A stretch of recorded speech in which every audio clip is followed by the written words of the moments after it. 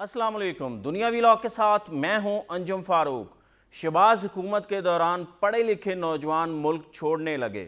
वजह महंगाई, बेरोज़गारी या कुछ और। गुज़श्ता 1.5 साल के अंदर तकरीबन 12 लाख अफराद ने मुल्क छोड़ा है। 2022 के अंदर 8 लाख ये तादाद थी और इस साल 2023 के पहले 7 माह के अंदर 4 लाख लोग मुल्क छोड़ के बाहर जा चुके हैं, सेटल हो चुके हैं। अब वो कारोबार के सिलसिले में गए हैं, रोज़गार के सिलसिले में गए हैं, महंगाई ने उनको दूसरी तरफ धकेला है दूसरे मुल्क के अंदर, या फिर वो अपनी आसाइशों के लिए, अपने बच्चों के बेहतर मुस्तकबिल के लिए गए हैं, क्योंकि हमारे मुल्क के अंदर वो आसाइशें नहीं हैं शायद जो यूरोप में हैं, अमेरिका में हैं, इंग्लैंड में हैं, इवन सऊदी अरब में हैं, दुबई में हैं।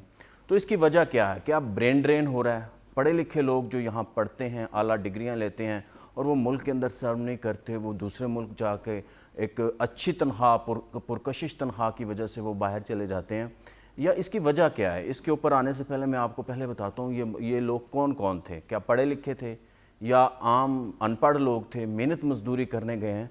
ये थे कौन लोग? तकरीबन 11,200 इंजीनियर जो है ना वो मुल्क से बाहर गए हैं पिछले 1.5 साल के अंदर। शहबाज हुकूमत के अंदर 4,000 डॉक्टर गए हैं। एक डॉक्टर के ऊपर जो है ना पाकिस्तान का, अगर वो गवर्नमेंट के यूनिवर्सिटी के अंदर पढ़ रहा है, तकरीबन 50-60 लाख रुपया लगता है, और प्राइवेट यूनिवर्सिटी में पढ़ता है तो उसका तो कोई हद ही नहीं है। तो जो गवर्नमेंट के लगता है वो ज़ाहिर है टैक्स मनी से लगता है। जब वो यहाँ पढ़ते हैं, यहाँ पे हाउस जॉब करते हैं, उसके बाद बाहर चले जाते हैं तो ज़ाहिर है मुल्क का नुकसान होता है। तो आगे मज़ीद देखते हैं। 11,000 अकाउंटेंट गए हैं, 15,000 कंप्यूटर ऑपरेटर गए हैं, 24,000 सुपरवाइज़र गए हैं, 34,000 टेक्नीशियन गए हैं, 8,000 ज़री माहिरीन गए हैं। ये भी बहुत बड़ा लॉस है, क्योंकि अब हम एक ज़राअत की पॉलिसी लेके आए हैं। गवर्नमेंट ने आर्मी के साथ मिलके एक पॉलिसी बनाई है जिसका मकसद मुल्क के अंदर जो ज़राअत है ना उसका बूम लेके आना है, उसको बामे अरूज के ऊपर पहुँचाना है। तो मगर अगर 8,000 माहिरीन बाहर चले गए हैं तो मुल्क का नुकसान है, इस प्रोजेक्ट का नुकसान है। तो तकरीबन 4,000 जो है ना नर्सेस गई हैं, ये भी ज़ाहिर है टेक्निकल जॉब होती है। 1,560 असातिज़ा गए हैं, 29,000 इलेक्ट्रीशियन गए हैं। तो ये इतनी बड़ी तादाद के अंदर जो पाकिस्तानी है ना वो बाहर चले गए हैं। सबसे ज़्यादा सऊदी अरब गए हैं, उसके बाद तकरीबन 7 लाख लोग सऊदी अरब गए हैं, उसके बाद 2 लाख के करीब जो है यूएई गए हैं, 8,000 बरतानिया गए हैं, 1,300 अमेरिका गए हैं और 20,000 पाकिस्तानी मलेशिया गए हैं जॉब करने के लिए, रोज़गार ढूंढने के लिए, अपने बच्चों के मुस्तकबिल के लिए। अब सवाल ये है कि मुल्क के अंदर ये ब्रेन ड्रेन क्यों हो रहा है? इसकी वजह क्या है? ज़ाहिर है पाकिस्तान की मईशत उतना तगड़ी नहीं है, पाकिस्तान के अंदर तरक्की के वो मौके नहीं हैं। बड़े बड़े सनतकार हैं, वो उनकी अपनी तरजीहात हैं, आवाम की अपनी तरजीहात हैं, हुकूमतों की अपनी तरजीहात हैं। रोज़गार के उस तरह से मौके होते तो पाकिस्तानी क्यों बाहर जाते? उनको भी फ़ी का आमदनी अच्छी मिलती, सालाना आमदनी उनकी बेहतर होती तो वो क्यों बाहर जाते? तो इसलिए लोग जाते हैं ताकि अपने लिए कुछ कमा सकें और उसका ज़र मुबादला जो है वो अपने बच्चों को पाकिस्तान में भेज सकें, अपने पेरेंट्स को, अपने भाइयों को। उससे ज़ाहिर है पाकिस्तान का भी भला होता है। पाकिस्तान के मसाइल हैं क्या? मईशत के मसाइल क्या है? सबसे बड़ा पाकिस्तान का जो मसला है ना वो बैलेंस ऑफ पेमेंट का है, ज़र मुबादला के ज़खायर का है, डॉलर की कमी का है। गुज़श्ता 1.5-2 साल से क्या, जब से पाकिस्तान बना यही मसला है। जब डॉलर के ज़खायर कम होते हैं उससे होता क्या, उससे जो है ना रुपए की कदर गिर जाती है, उससे महंगाई बढ़ती है, आम आदमी की क़ुव्वत ख़रीद कम होती है, घर बैठे उसकी तनख्वाह कम हो जाती है।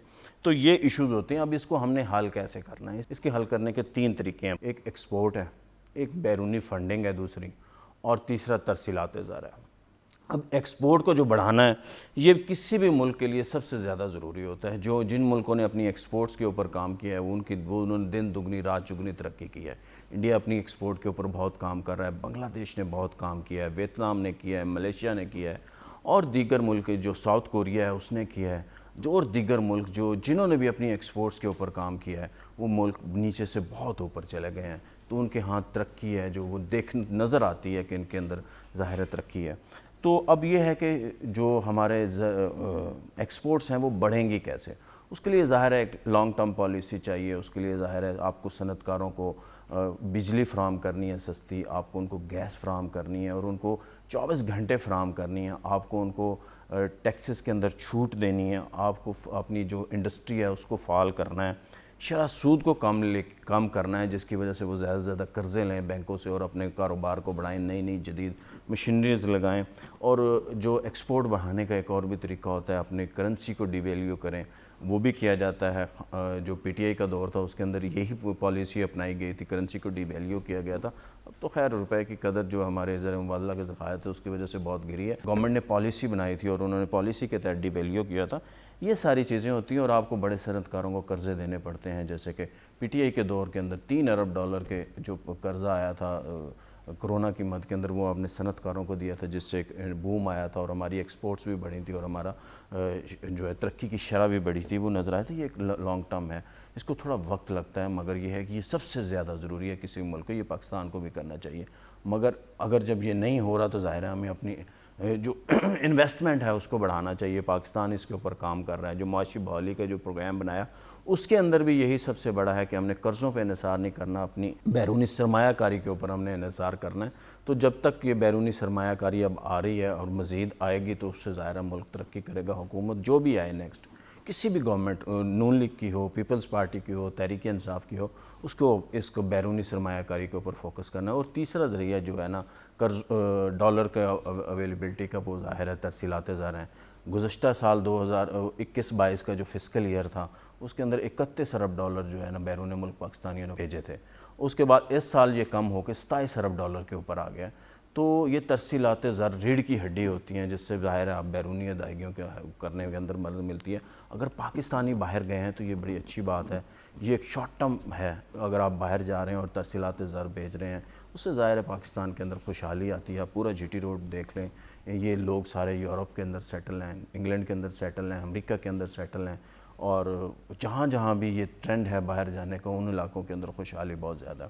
یہ صرف پاکستان کا مسئلہ نہیں ہے، جو پاکستانی باہر جا کے کام کرتے ہیں، یہ پوری دنیا میں ہوتا ہے۔ انڈیا کے تقریباً 32 ملین لوگ جو ہے نا، 3 کروڑ 20 لاکھ لوگ اس وقت بیرون ملک جو ہے کام کر رہے ہیں، اور یہ دنیا میں سب سے زیادہ ہندوستانی ہیں۔ کسی بھی ملک کی سب سے بڑی تعداد ہے، 32 ملین لوگ جو ہے نا وہ باہر کام کر رہے ہیں، اور ہر سال 2.5 ملین جو ہے نا باہر جا رہے ہیں۔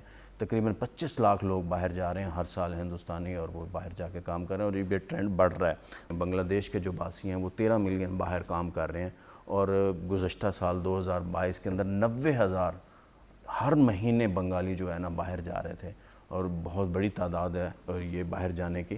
تو اس لیے ایسا نہیں ہے کہ صرف ہم ہی کر رہے ہیں، مگر ہم ظاہر تنقید کرتے ہیں، ہماری اکانومی کے حالات ایسے ہیں، ہماری معاشی صورتحال ایسی ہے، اس کے اوپر ہم اپنی حکومتوں کو مورد الزام ٹھہراتے ہیں، اور ظاہر ہے حکومتیں ہی ہیں جنہوں نے پاکستان کی اکانومی کے اوپر کام نہیں کیا ہے۔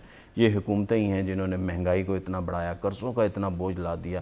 اتنے پڑھے لکھے نہیں تھے، اتنے ایفیشینٹ نہیں تھے جیسے دوسری ملکوں کے لوگ تھے، یہ اتنے ویژنری نہیں تھے کہ پاکستانیوں کی معیشت کے اوپر کام کرتے، پاکستان کو بھلا ہوتا اس سے۔